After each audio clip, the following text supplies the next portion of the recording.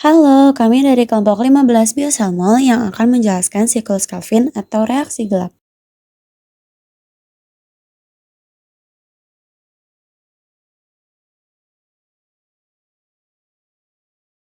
Tapi sebelum masuk ke penjelasan, izinkan kami memperkenalkan diri. Saya Safa, NPM 082. Perkenalkan saya Lovely dengan NPM 074. Saya Aprilia dengan NPM 080. Nurishda NPM 106. Rahma Okasubekti dengan NPM 116. Fotosintesis adalah proses fundamental pada tumbuhan yang terdiri atas dua tahap, yaitu reaksi terang dan gelap. Dan kali ini kita akan membahas reaksi gelap atau lebih tepatnya disebut siklus Calvin-Benson. Disinilah tumbuhan mengubah karbon dioksida menjadi gula sederhana yang menopang kehidupan di bumi. Reaksi gelap atau siklus Calvin pada fotosintesis disebut demikian bukan karena berlangsung di tempat gelap, melainkan karena prosesnya tidak memerlukan cahaya secara langsung. Reaksi gelap ini terjadi di dalam bagian stroma kloroplas, yaitu ruang cair di luar tilakoid yang mengandung berbagai enzim penting.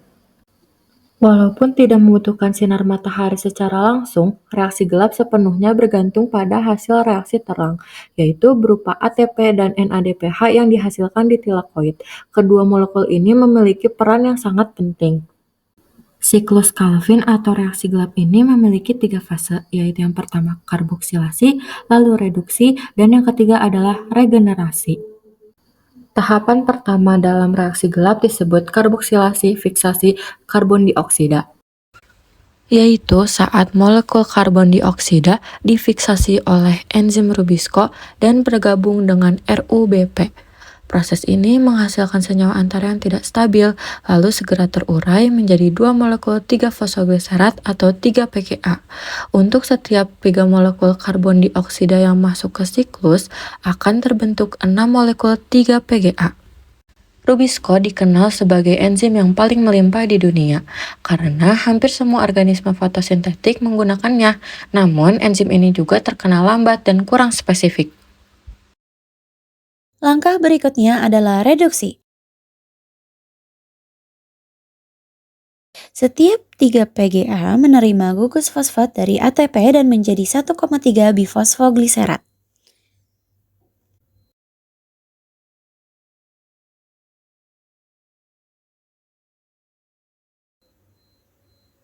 Kemudian molekul ini direduksi oleh NADPH menghasilkan gliseraldehyde 3-fosfat atau G3P. Langkah terakhir adalah regenerasi.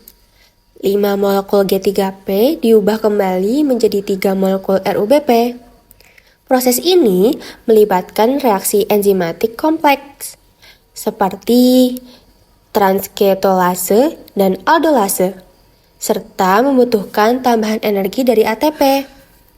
Tanpa regenerasi RuBP, siklus Calvin akan berhenti karena tidak ada lagi akseptor karbon dioksida. Pada reaksi ini, yaitu neraca energi, jika dihitung untuk menghasilkan 1 molekul G3P bersih dari 3 molekul CO2, Calvin memerlukan 9 ATP dan 6 NADPH. Jadi, meskipun disebut reaksi gelap, proses ini mutlak bergantung pada energi cahaya yang ditangkap pada tahap reaksi terang. Produk utama dari siklus Calvin adalah senyawa sederhana bernama G3P atau sering disebut gliseraldehyde trifosfat. Walaupun kecil, molekul ini memiliki peran yang luar biasa penting. Dari G3P inilah tumbuhan menyusun glukosa yang digunakan sebagai sumber energi utama untuk pertumbuhan dan aktivitas sel. Sebagian glukosa akan disimpan dalam bentuk pati sebagai cadangan makanan yang bisa digunakan saat malam atau musim kering. Ada juga yang diubah menjadi selulosa, bahan penyusun utama dinding sel yang memberi kekuatan dan bentuk pada tumbuhan. Efisiensi siklus Calvin tidak selalu sama setiap waktu.